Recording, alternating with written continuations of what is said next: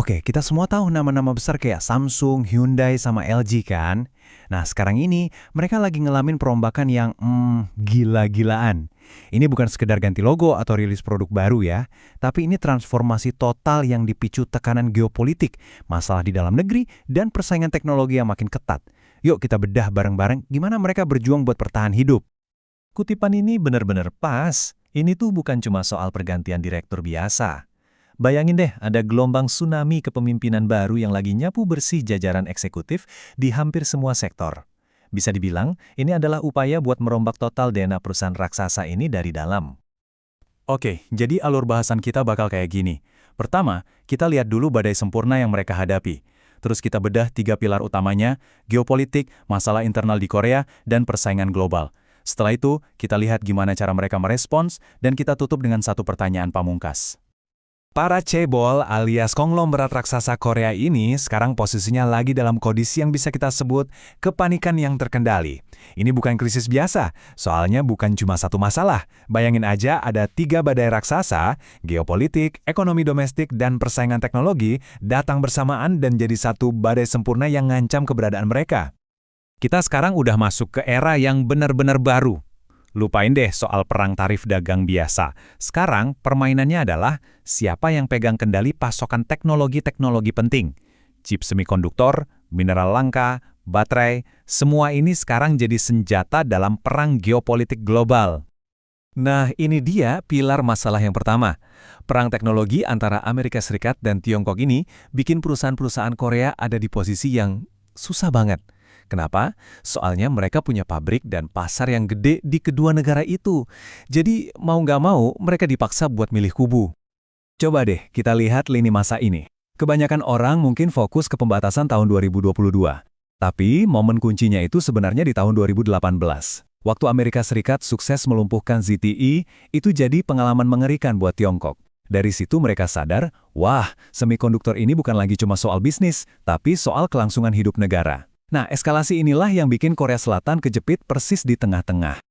Jadi ini tuh udah kayak permainan catur geopolitik tingkat dewa. Di satu sisi, Amerika Serikat berusaha mencekik akses teknologi Tiongkok di titik-titik vitalnya. Di sisi lain, Tiongkok mati-matian ngejar kemandirian teknologi total, apapun caranya. Terus para cebol ini gimana? Ya, mereka jadi papan caturnya, kejepit di antara dua raja yang lagi adu kuat. Oke, dari tekanan luar, sekarang kita geser ke dalam. Karena di saat yang bersamaan, fondasi ekonomi Korea Selatan sendiri ternyata mulai menunjukkan retakan-retakan yang cukup serius. Bayangin angka ini deh, 70%. Sebanyak itulah porsi ekonomi Korea Selatan yang dikuasai oleh segelintir cebol. Kebayang kan? Dominasi segede ini bikin ekosistem bisnisnya jadi nggak seimbang. Usaha kecil dan menengah jadi susah banget buat napas, apalagi buat tumbuh besar. Dan ini dampaknya nyata, bukan sekedar angka di atas kertas. Di balik dominasi itu, ada 218.000 anak muda yang, ya bisa dibilang kehilangan harapan.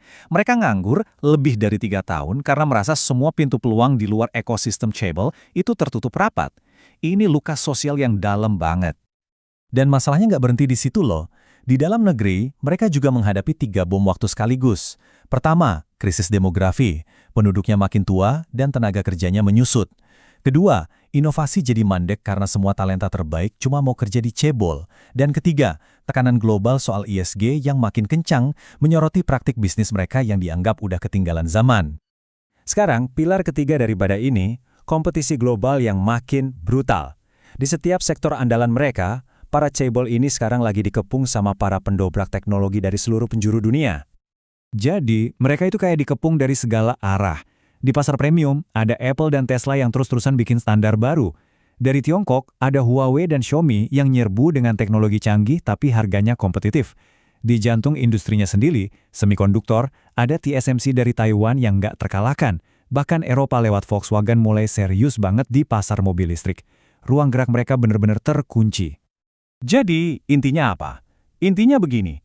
Waktu berhadapan sama pesaing yang lincah dan teknologi baru kayak AI, struktur cebol yang tradisional, kaku, dan lambat, itu udah bukan lagi jadi kekuatan, malah jadi beban. Nah, terus apa dong yang mereka lakuin? Mereka nggak tinggal diam. Mereka melancarkan sebuah pembaruan strategis yang super radikal. Sebuah serangan balik yang tujuannya bukan cuma buat bertahan, tapi buat merebut kembali masa depan. Ini dia playbook mereka buat berubah. Langkah pertama, rombak total orang-orangnya. Generasi tua diganti sama pemimpin muda umur 30-an dan 40-an yang melek digital. Langkah kedua, gelontorkan modal gila-gilaan ke teknologi masa depan. AI, baterai, energi hijau. Dan langkah ketiga, bangun strategi bertahan hidup. Bikin 2 rantai pasok yang terpisah. Satu buat pasar barat, satu lagi buat Tiongkok.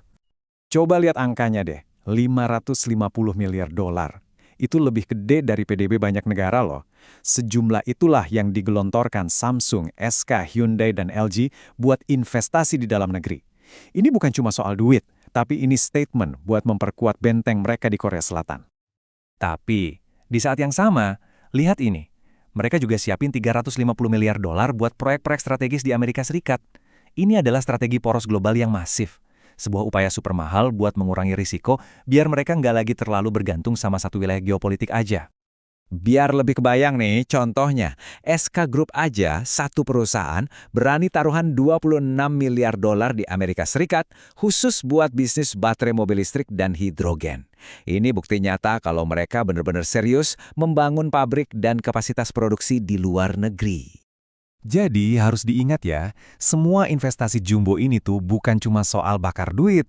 Ini adalah sinyal pergeseran budaya dan strategi yang sangat mendalam.